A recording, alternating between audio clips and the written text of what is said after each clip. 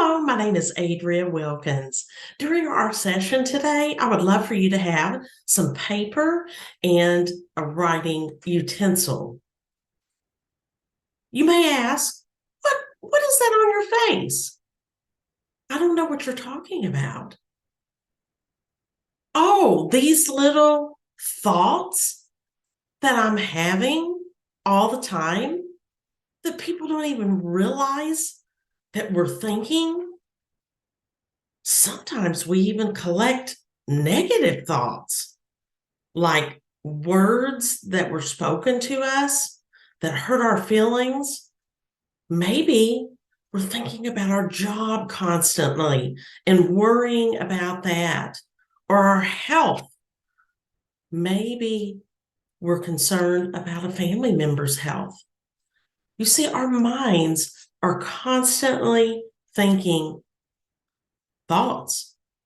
Research from Queen's University in Canada has found that we think around 6.5 thoughts per minute, around 6,000 a day.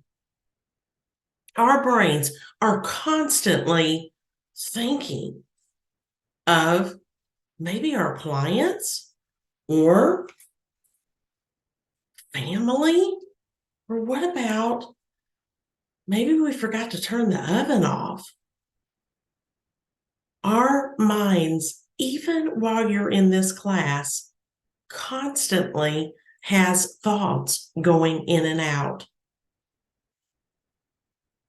When I get upset thinking about something that somebody has said or things that are happening to me, sometimes I say, what is true about this situation?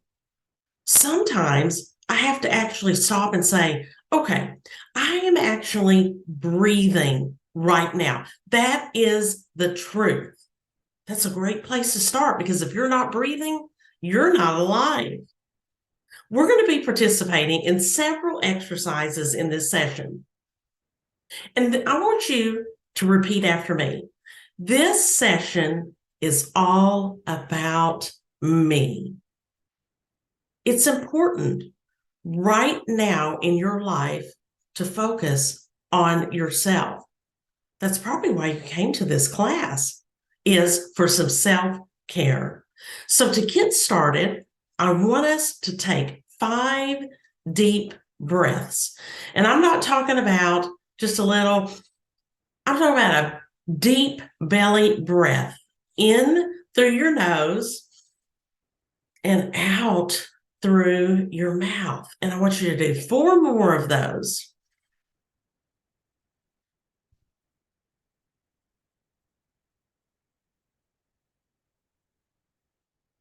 And so forth.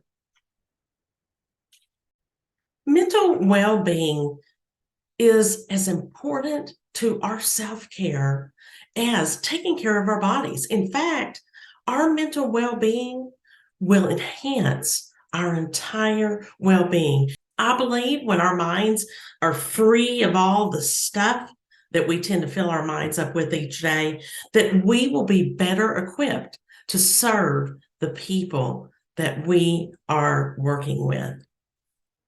Have you ever thought about house cleaning of your mind? We clean our houses during daily routines, but then also sometimes we do spring cleaning, and in the fall we begin to rake the leaves and do all that kind of removing junk from our house. Do you know that we need to remove junk from our minds? We can get so cluttered in our minds, and it weighs us down.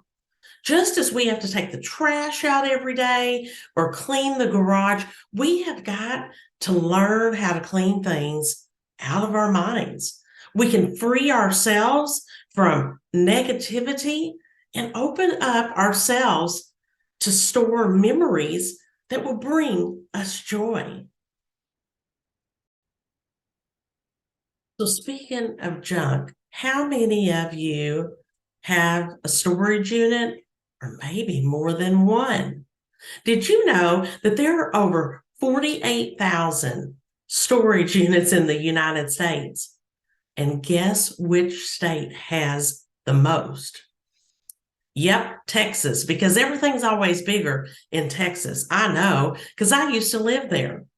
In Texas, there's over 4,900 storage units. The annual revenue in the storage unit industry is 39 billion. Billion. Just as it takes effort to get stuff out of our house and get rid of the junk or store it somewhere else, we need to get rid of the emotional baggage that is weighing us down. Setting time to release anger, bitterness, and worry will help us be able to free our minds up for more joyful memories. Material items are temporary, they come and go, but special memories that we make in our minds that we store there, they're more valuable than anything on earth.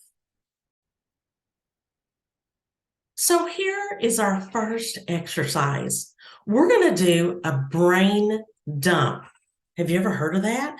It's where you write everything down that you are thinking about right now on a piece of paper. You are decluttering your mind and your thoughts. It will help you gain focus as we move through this workshop. You will be more productive and a lot more calm. So we are going to take 1 minute, and I want you to write everything down that you can think of right now that's bothering you, that's on your mind, that you're thinking about. And as you're sitting there, you may have something else that comes up, or even as you go through this workshop, if it's just a random thought that you have, go ahead and write it down and get it out of your mind. Now, do you have everything cleared out of your mind? Have you done the dump and got rid of all of it? Like I said, as things come to mind that are not pertaining to what we're talking about, go ahead and write that down so you can get that out of your mind. I want to share my screen with you now.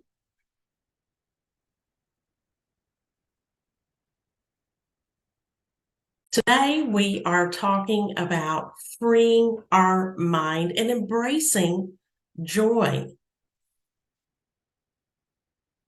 We are going to talk about doodling. Have you ever doodled when you're on the phone with talking with someone? Maybe you draw X's or boxes or whatever it might be. I know for me, I do a lot of doodling. Well, did you know that there are people that get paid to doodle? That's right. Google is one of those companies that you can work for and get paid to doodle. Say Google Doodle 1,000 times and you'll be tongue-tied. But this was the first doodle that Google ever made many years ago. Here's another example of doodling. And then another. And you have probably seen many of these doodles on Google online. But have you ever really sat down and doodled and just freed your mind and not really think about anything else but just drawing? You see, doodling is an activity that will improve your well-being. Here is an example of some doodling things that people do online. Gives you an example so that way you can begin doodling. There are all kinds of examples out there on Pinterest. And here are some pictures of some little flowers just to give you some techniques and some ideas to start with. And so here's what we're going to do. While I am sharing a short story, I want you all to doodle on your paper. And then when we get done, I want you all to share your doodling. And in other workshops that I have done, This is some of the most creative time that I've seen people use. And some of y'all are really artists. And so I can't wait to see what you all come up with at the end of this story. So begin doodling, draw a little box on your paper, draw a circle, start drawing flowers or whatever designs that you like to doodle and draw. And it's kind of hard sometimes to get started. That's why I gave you some examples. A little boy looked around and noticed people were looking at him. They were at the zoo, and he was wondering, why are people staring at me instead of all the amazing animals? He just was puzzled. And so, as they got ready to cross over a bridge to go to the next site, he was so excited. He was thinking, is it going to be elephants or giraffes? What are we going to see next? So the boy and his dad crossed the bridge, and it was a crowded day at the zoo. And so the mom got caught in a group of people, and so she had to wait and cross a little bit after the boy and the father crossed. But as the mom began to cross the bridge, two ladies were talking, and they said, "Did you see the little boy in the wheelchair?" They were like, "Yes, we are so blessed that our children are healthy and well." The mom heard those ladies talking about that child in the wheelchair. She didn't let that bother her because you see, that child was her son. That child was actually my son. You see, I actually said, you know what, in my mind, I didn't say it out loud. In my mind, you know what? No, I am the one that's blessed because I get to spend many days, many moments, many hours with this little boy who brings me much joy. This was my little boy, Blake. You see, he only lived for 3 years, but that was one moment that we had taken in time to take him to the zoo and to experience and make a memory. We paused that day out of his busy schedule, which included a lot of medical care. You see, he was on a ventilator all of his life. He was born with spina bifida. He couldn't walk. So he had lots of medical needs and medical equipment. And so in order for us to go anywhere, we would usually have a nurse, and it would take 3 of us to get him out of the house and go on any kind of an outing. Every time I share this story, I enjoy watching people as they're doodling, because often when I say that little boy was my little boy, they will look up, and then I know that they have been listening. You see, research has shown that doodling is actually good for the mind, and people will actually pay a lot more attention when they're doodling. So don't ever think of doodling as being a bad thing. And so I want us to take just a few minutes and share our doodling. Thank you all for sharing your doodling. Did you know that every town has an amusement park? That's right. You may not realize it, but I'm going to let you in on a little secret. Just about every town has an amusement park. And you may say, what in the world are you talking about? We don't have anything like that here. One day, my husband said, hey, would you like to go on a date? And I said, well, sure. So we decided to go out, and he took me to a location that I'd never been to. And as we pulled up, I said, is this where we're going? And he said, yes. I said, this is the dump, the landfill. Why are we going here? And he said, oh, it is the most interesting place you will ever go to. I was like, okay, That was not what I thought was going to be our date for the day. But as we pulled up, there were about 20 cars in line. And I was like, my goodness, why is everybody here? They act like that they're in line to go to an amusement park. We pull up to the gate and the person said, do you have your ticket? Which was a utility bill. So we showed our utility bill and then she gave us directions about where to go. So we went over to this one area and you could drop off oil and any kind of liquids. And then you had to sign a little piece of paper to say what you were dropping off. And then we drove past this other area.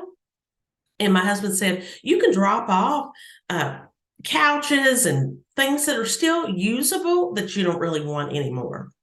But then we pulled up to this one section and there were all these huge dumpsters. And we were able to pull right up to the dumpster and look out over into the actual big metal dumpster. So we're getting out of the car and this person is getting in their car and they said, isn't this the funnest thing to ever do? And we were like, I said, oh, okay, I guess. So we get out of the car. My husband said, go ahead, get out, look in the back of the car. And so he had brought quite a few things that we were going to throw in this dumpster. One of them in particular was a glass window pane. And so he said, here, I want you to take this and I want you to throw it as hard as you can into that metal dumpster. I said, okay. So I did. And that glass shattered into 1,000 pieces.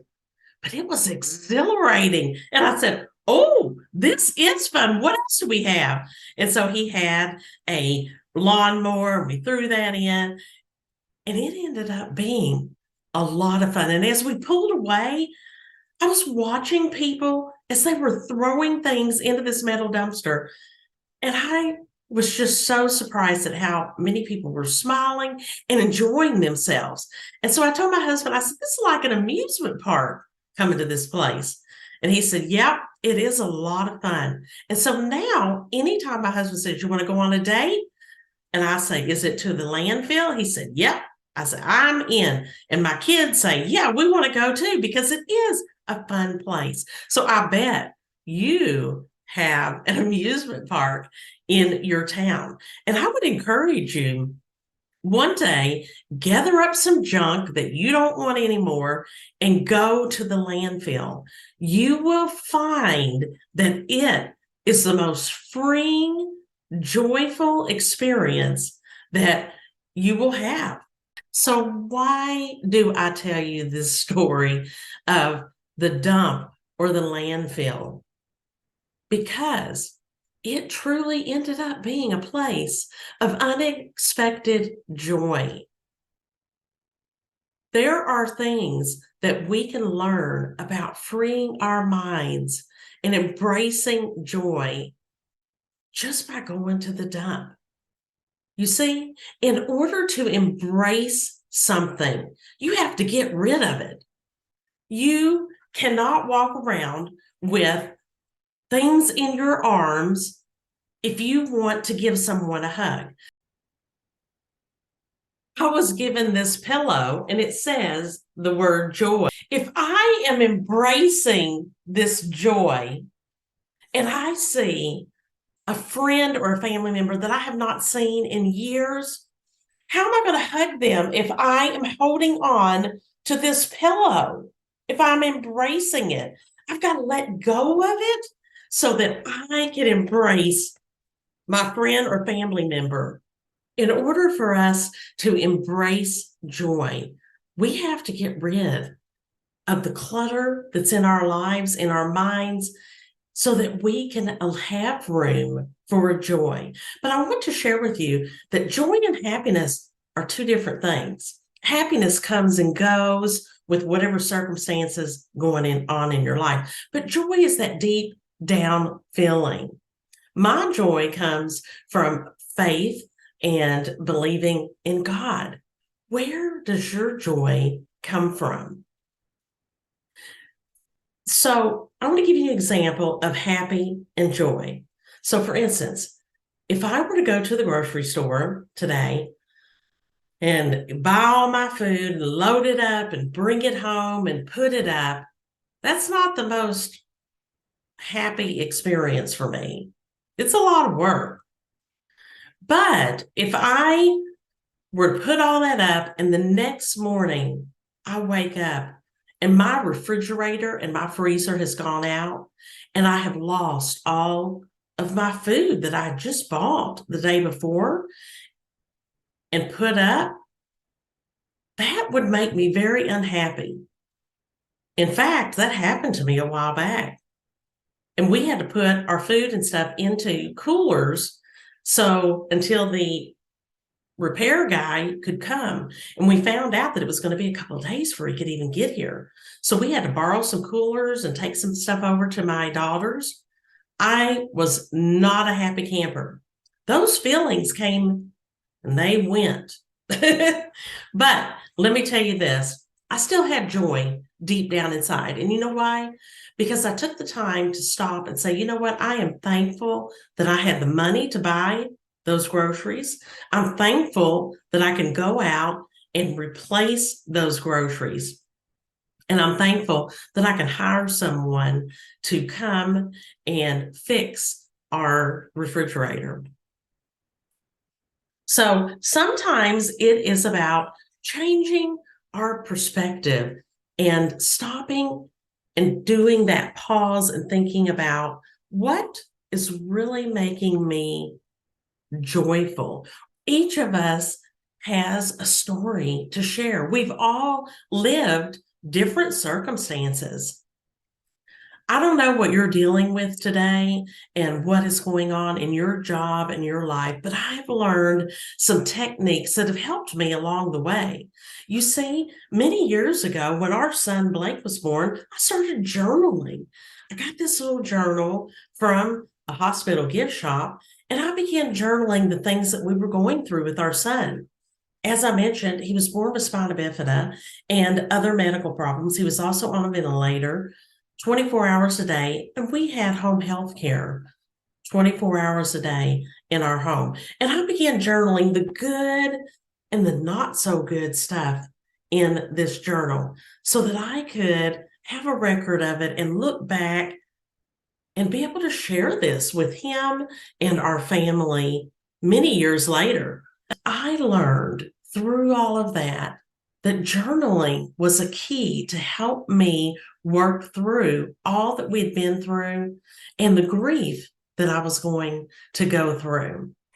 I am not an art therapist, but I have learned some techniques that have helped me, and I'm learning that this is beginning to be a real important part of therapy for our mental well-being. Some examples of art therapy, and these are just a few, are draw and write your feelings. You can ask the person to draw a picture and then write about what they're feeling. For example, they might write words in there. They might write a couple of sentences. Another example is to draw a shape, such as a heart or a box, and fill it in with words. So I want us to try one of these art therapy techniques. And we're going to draw a shape on our paper. And I want you to draw a pretty large shape that covers most of your paper, because you're going to need a big, large area. So for me, I ended up drawing a circle, and I'm going to give you some questions here in a minute and I want you to write those questions on your shape, and then you're going to answer those questions. First question is, what is your favorite color?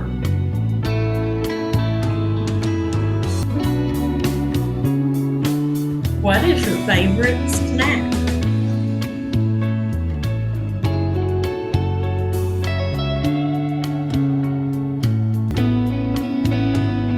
What's been bugging you lately?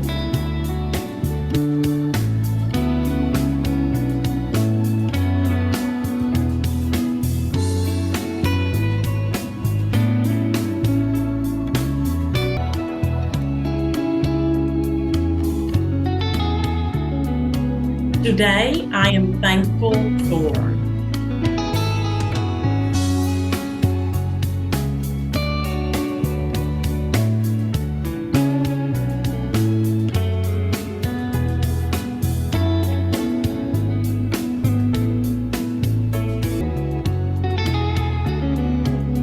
what is something I need to let go of.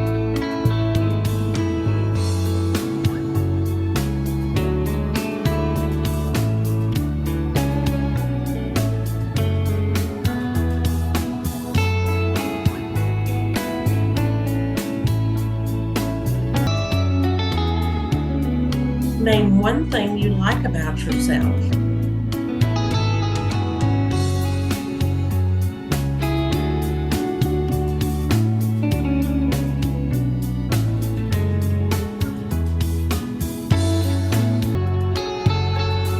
What triggers my anxiety or stress?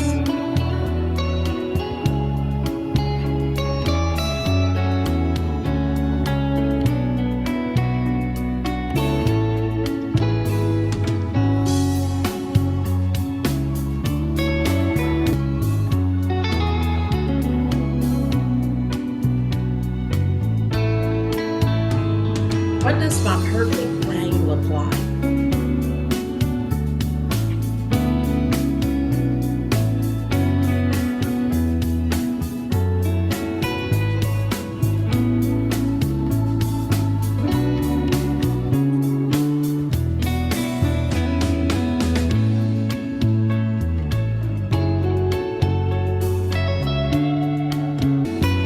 What kind of activities make me calm?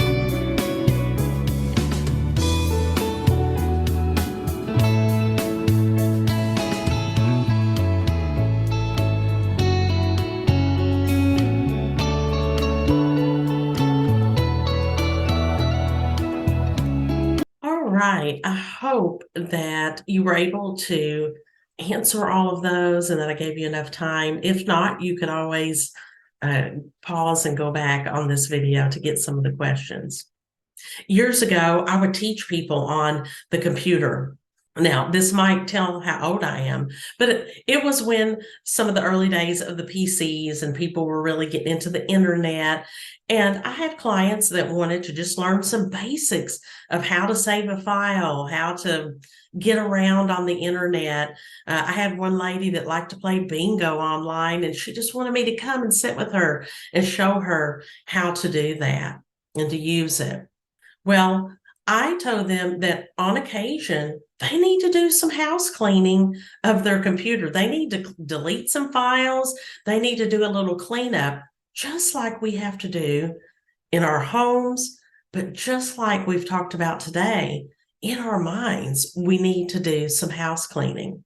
There are times that, just like on our computer, we need to shut down some of the tabs that are open on our computer so that we can clear up space for other things in our lives. Just like on the computer, we have to X out of those tabs so that our computer won't slow down. Same thing with our minds.